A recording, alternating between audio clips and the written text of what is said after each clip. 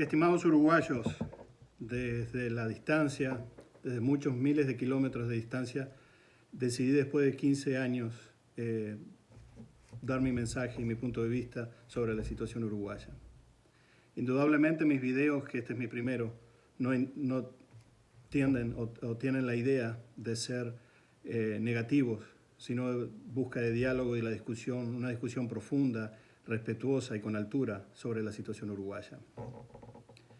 No vamos a entrar en estos discursos ni vamos a contestar a los traficantes del odio que por 20, 30 años han envenenado a nuestra sociedad, especialmente a nuestros jóvenes.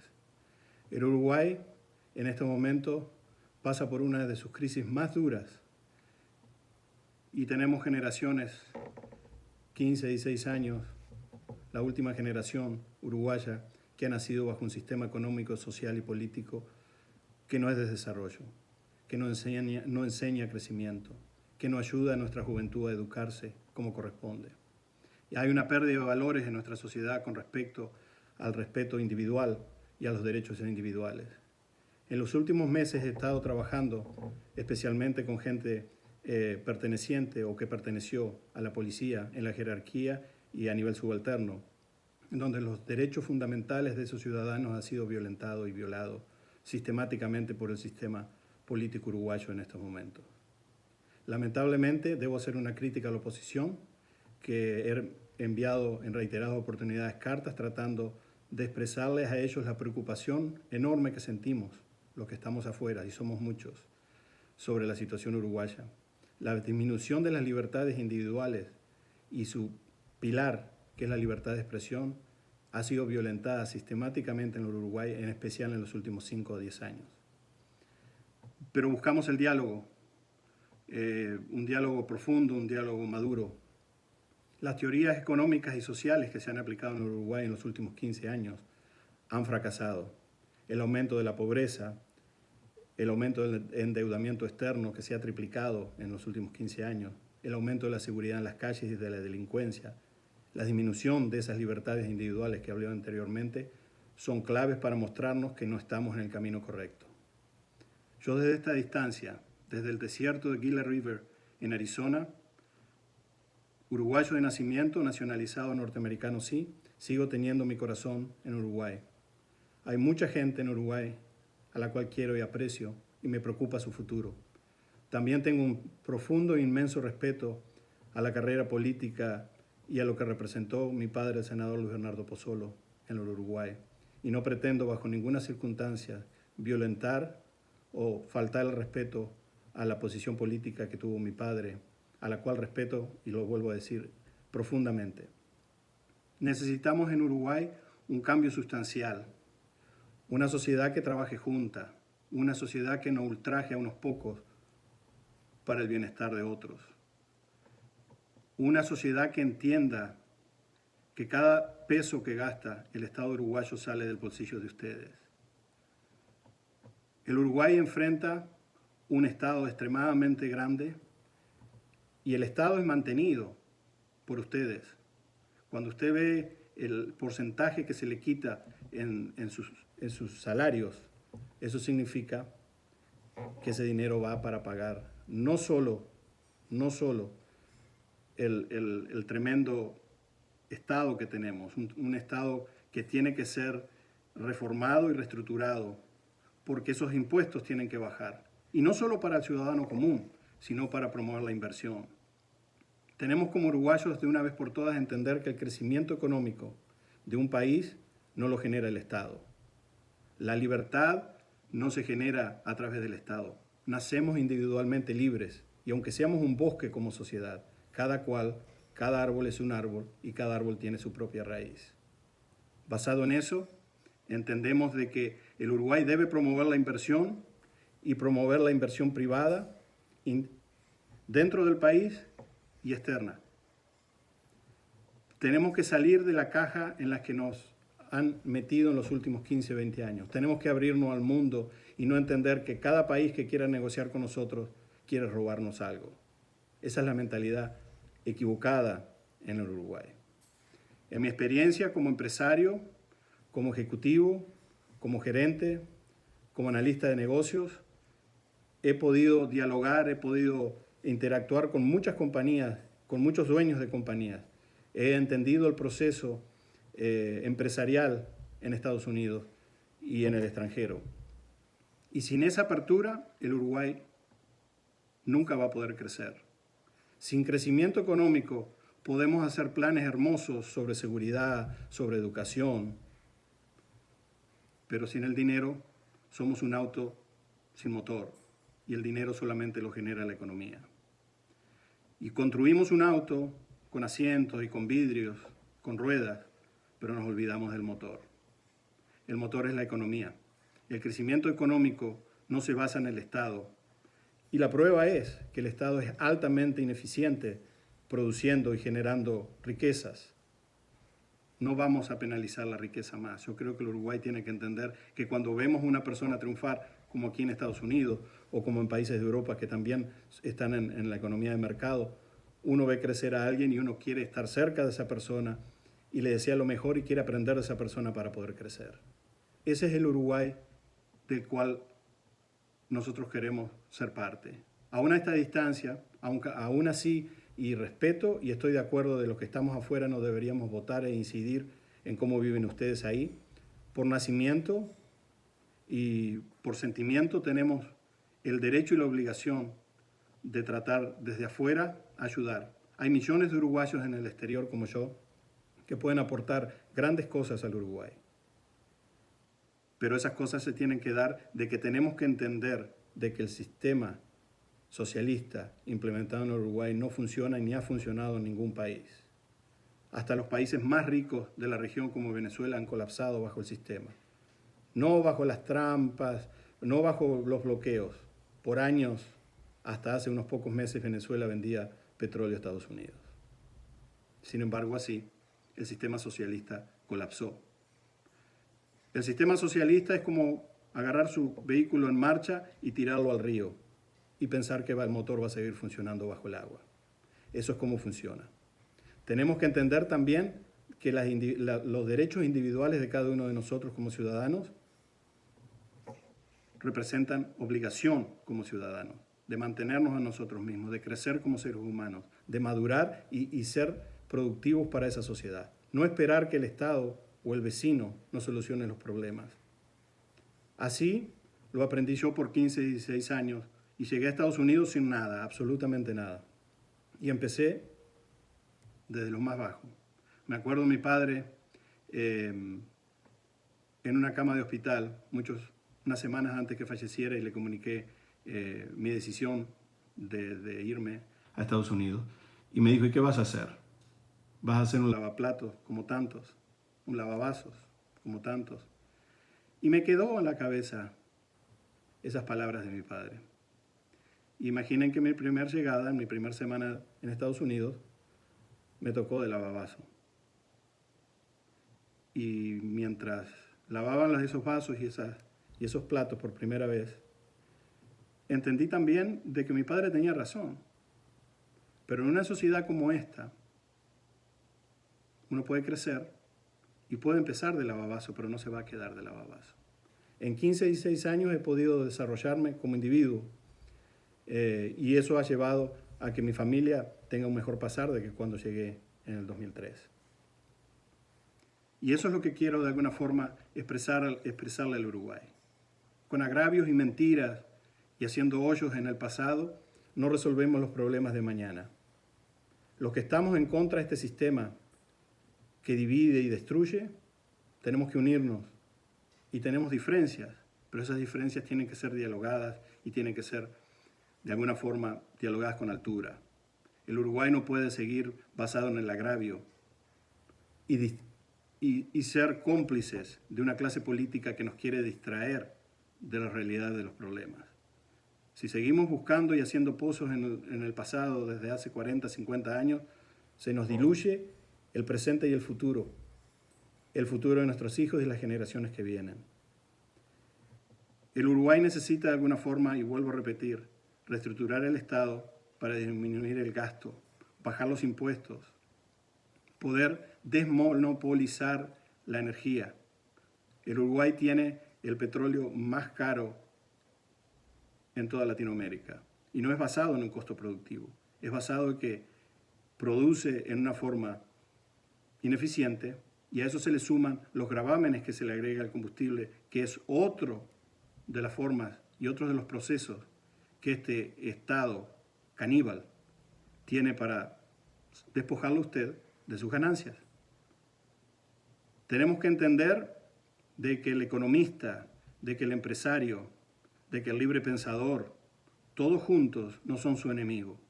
Y cuando usted vea a una persona que viene e invierte millones de dólares, no se convierte en un delincuente, porque así nos han enseñado. Y así hemos pensado por más de 50, 60 años. Vemos a alguien prosperar y pensamos, ¿a quién robó? Este le sacó a aquel. ¿A quién estafó? Entonces tenemos que lograr una sociedad en donde podamos todos crecer individualmente. Y eso hace la colectividad mejor. Tenemos que entender un país en donde el crecimiento esté nuevamente basado en la mano de obra en el pueblo, pero también basado en la persona que quiere crecer e invertir. Pero para eso tienen que haber cambios en cómo el Estado ve la inversión interna y externa.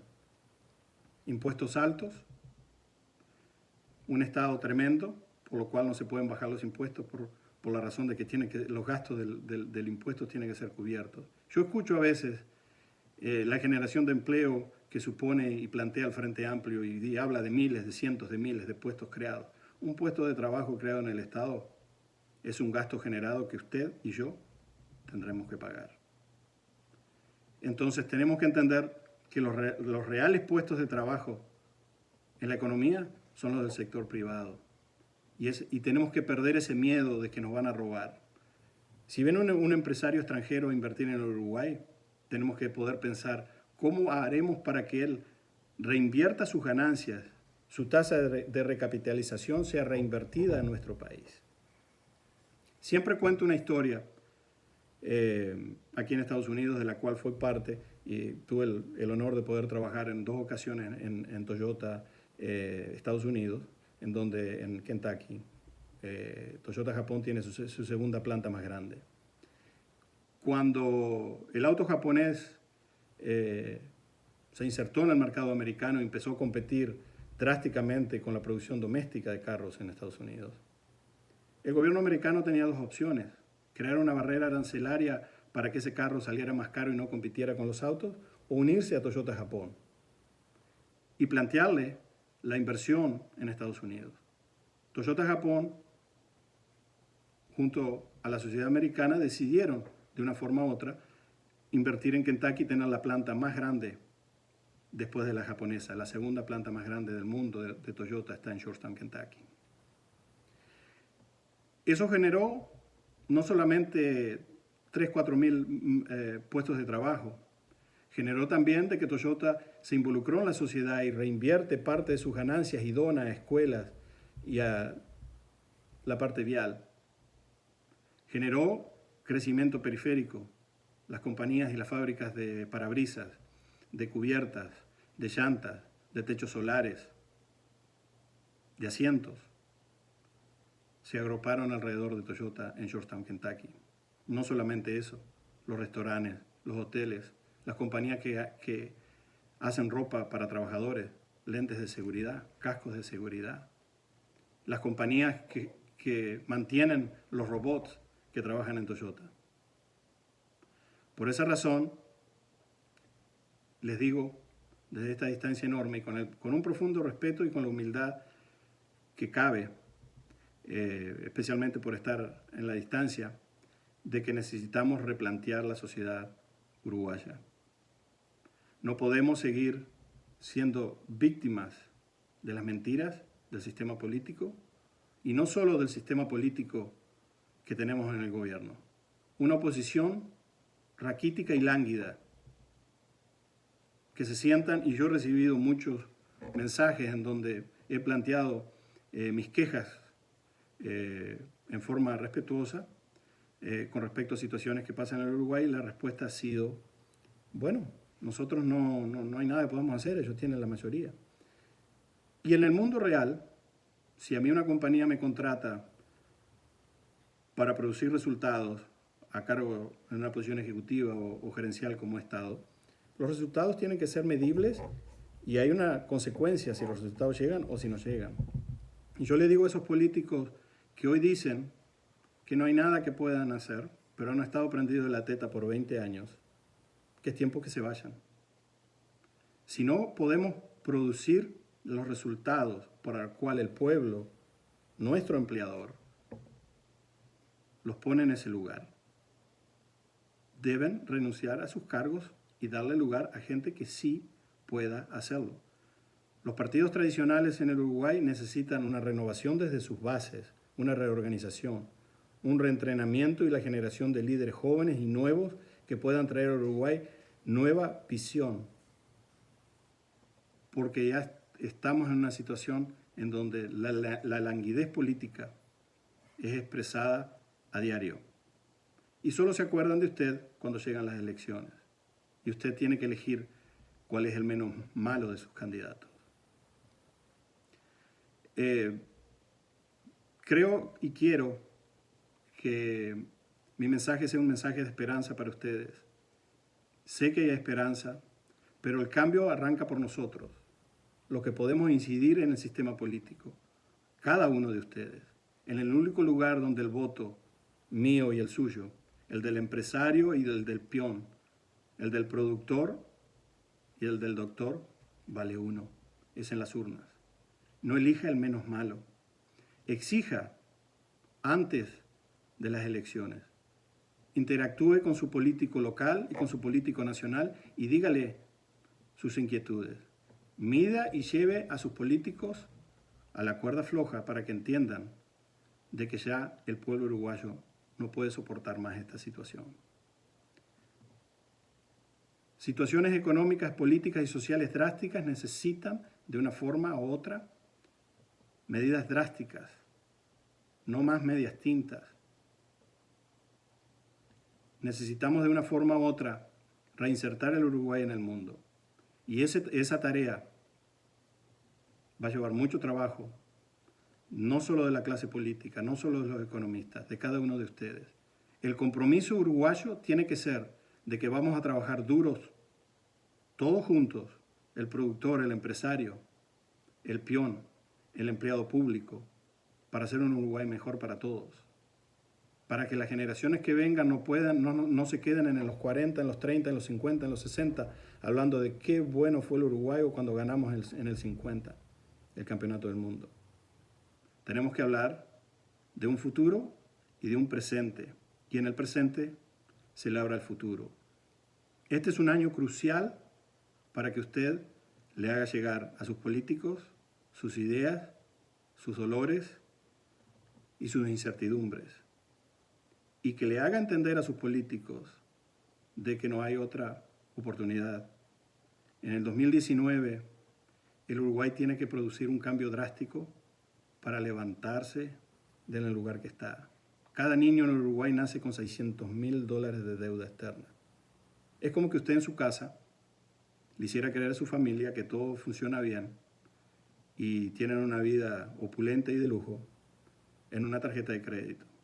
El gobierno que tome el control en el 2020 sufrirá graves problemas.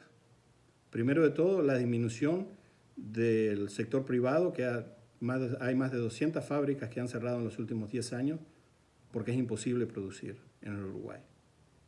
Nadie va a invertir dinero en un lugar donde no se puede producir. Y hay otro problema aparte del que hablé, la energía barata, la transportación barata, impuestos decorosos. Y es que nadie, especialmente desde el extranjero, va a ir a invertir en un país en donde la mano de obra es manejada por un partido político, por un sector de un partido político. Nosotros respetamos el derecho de los ciudadanos de integrarse en un sindicato, en una unión, pero esa unión no puede ser el brazo político de un partido en el Uruguay. No puede existir un desarrollo económico y productivo en ninguna empresa si estamos constantemente entre patronal y empleados en conflicto. Y la gente que genera en esa situación La mayoría de ellos no trabajan 8 horas por día como usted o como yo. Están sentados en una oficina cobrando un sueldo, haciendo nada, generando el odio y la confrontación. Necesitamos de una forma u otra reestructurar los sindicatos para que entiendan de que la base del desarrollo económico en el sector privado es el diálogo entre el empleado y la patronal. En mi caso en Estados Unidos aprendí también, como gerente y como ejecutivo, que el propio mercado laboral se regula solo. En 15 y 16 años no he necesitado ser parte de un sindicato, ni he trabajado para una compañía que tenga un sindicato. El propio mercado regula la situación laboral. ¿Y por qué digo esto? Le planteo la situación. Hay 2 compañías en la misma ciudad que hacen exactamente lo mismo. Vamos a ponerle una compañía de distribución de carne, para las cuales he trabajado por algunos en los últimos 4 o 5 años. La compañía dice que va a pagar $10 por hora, le va a dar una semana de vacaciones, un plan de salud mediocre y tiene supervisores que maltratan al personal. Sin embargo, a 3 millas de distancia, hay otra compañía que en vez de $10 paga 13, da 2 semanas de vacaciones, tiene un plan de salud muy buena y ha entrenado a sus supervisores y gerentes para que tengan una relación excelente con sus empleados. La migración de una compañía a la otra va a generar que la primera compañía va a hacer un estudio de turnover para entender por qué su gente se está yendo. Porque para una compañía es costoso entrenar personal, cuesta dinero y es necesario, cuando encuentra buenos valores, mantenerlo para generar producción. Y no está mal en eso. El empleado tiene un sueldo decoroso, un plan de salud, un retiro, y el empleador genera su tasa de capitalización o se capitaliza y puede reinvertir. Y esta compañía, la compañía número 1, va a poder entender de que hay cosas que está haciendo mal, que va a tener que aumentar su sueldo, mejorar su plan de salud, reentrenar sus supervisores y gerentes para que ellos puedan de una forma u otra tener una mejor relación de sus empleados, sin necesidad de conflicto. Los problemas así se resuelven en una economía de mercado. No en el conflicto, en el grito y la manifestación y el insulto. Tenemos que poder trabajar todos los uruguayos juntos. El obrero y el productor. Y tenemos que lograr una sociedad en donde la libertad individual haga que usted, no importa dónde nació, si en una cuna de oro, o en un pobre hospital o en una policlínica, tenga el camino abierto para llegar a donde usted quiera. La igualdad de oportunidades no garantiza la igualdad de resultados. Hay muchas cosas que inciden. Cuánto se eduque, qué disciplinado sea, cuánto quiera luchar por eso. No es fácil llegar arriba. Había un entrenador americano de fútbol americano que siempre decía, el que llegó al tope de la montaña no cayó del cielo ahí. Significaba que hay que escalar para llegar a ese lugar. Hay que pelear y luchar y ser disciplinado y aprender, caerse y levantarse cuantas veces sea necesario. Y el Uruguay está en ese momento. Como sociedad tenemos que reestructurarnos y repensar qué es lo que queremos para el futuro. Y por esa razón, muchos de nosotros, de los que estamos en el extranjero, estamos dispuestos a aportar nuestra experiencia, aún a la distancia, aún a través de este medio, para que usted pueda entender de que hay otro mundo afuera, que le han mentido por más de 15 o 20 años. Las teorías económicas aplicadas en el Uruguay son caducas y han perecido a nivel mundial por los últimos 100 años. Tenemos que replantear el Uruguay. Y para eso se necesita de todos ustedes. Este es mi primer video y pretendo compartir con ustedes mi forma de ver y mi punto de vista. Usted podrá estar de acuerdo o no podrá estar de acuerdo. Lo que sí le pido, que el diálogo que tengamos a través de las redes sociales sea un diálogo de altura y de respeto. Les mando mis saludos y mis bendiciones desde Estados Unidos para todos los uruguayos.